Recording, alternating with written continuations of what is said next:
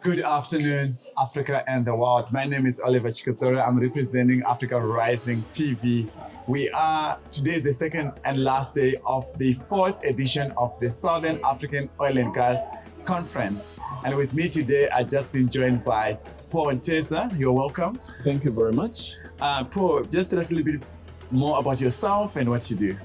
Yes, my name is Paul Nteza. I am the Executive Director of 1.5. And 1.5 is a company that addresses issues of climate change, ensuring that we keep under the 1.5 as agreed to globally in the UNFCCC, that is the United Nations Framework for Climate Change. So we do support countries, communities to do advisory work on infrastructure development and ensuring that we do follow the ESG principles, as well as supporting on areas of climate financing. Thank you very much. Thank you. You touched more around Pan-African integration, and one of the things that we have learned from pandemics such as COVID-19 is that one should have critical thinking, and one should also collaborate intentionally in order for us to achieve objectives. And what we really have to do as a continent is to unite. And you had some challenges in coming to South Africa from Uganda. It was the visa issue. Do you want to touch more about that? And do you have any recommendations on what we can do as a continent to address this challenge? Well, Oliver, the essence is about, as you well know, in the panel lists that we have been listening to, it talks about the SDGs, the Sustainable Development Goals. And one of the key goals that we do have is the key goal of partnerships. In Africa, we can't do much unless if we partner within ourselves and also with other development players so that we can be able to address the challenges that we will face. We have an opportunity. On the Africa Free Continental Trade Area, we need to be able to collaborate with each other, and we can be able to gain access with each other's territory to be able to participate and share knowledge within ourselves.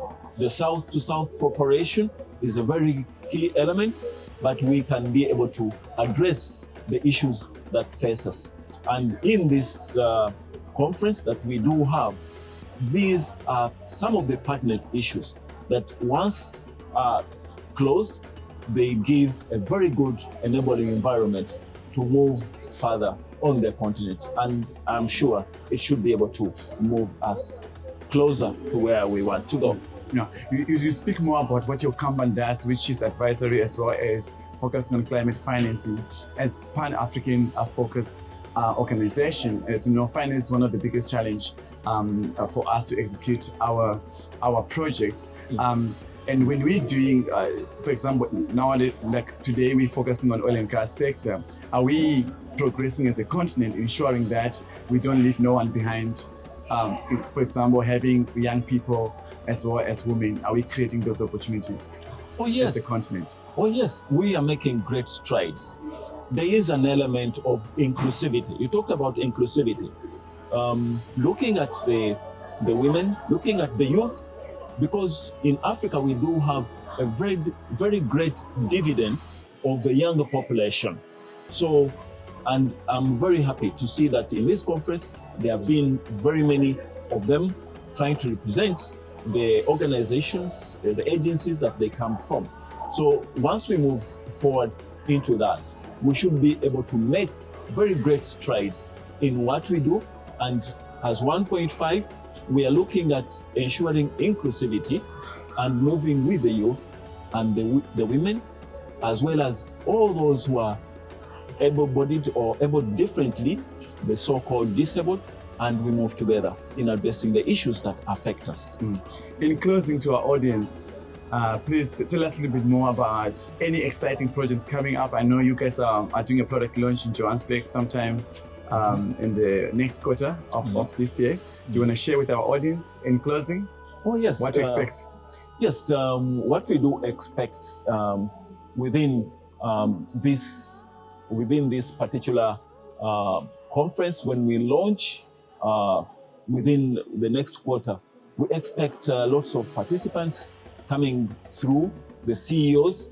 We are looking at key aspects that blended financing can be able to unlock some of the potentials that we do have on the continent.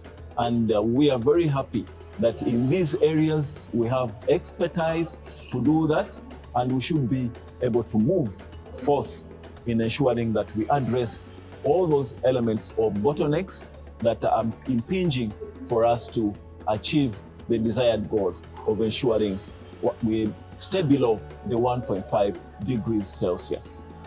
There you have it, collaboration, collaboration, collaboration. As Africans, we have to unite, we have to work together. We're looking forward to support your programs and see how we can work together. And I'm hoping to see our audience in Johannesburg sometime this year. Thank you so much for joining us. Thank you very much. Thank you. Thank you. It's been nice. Thank you. Yeah.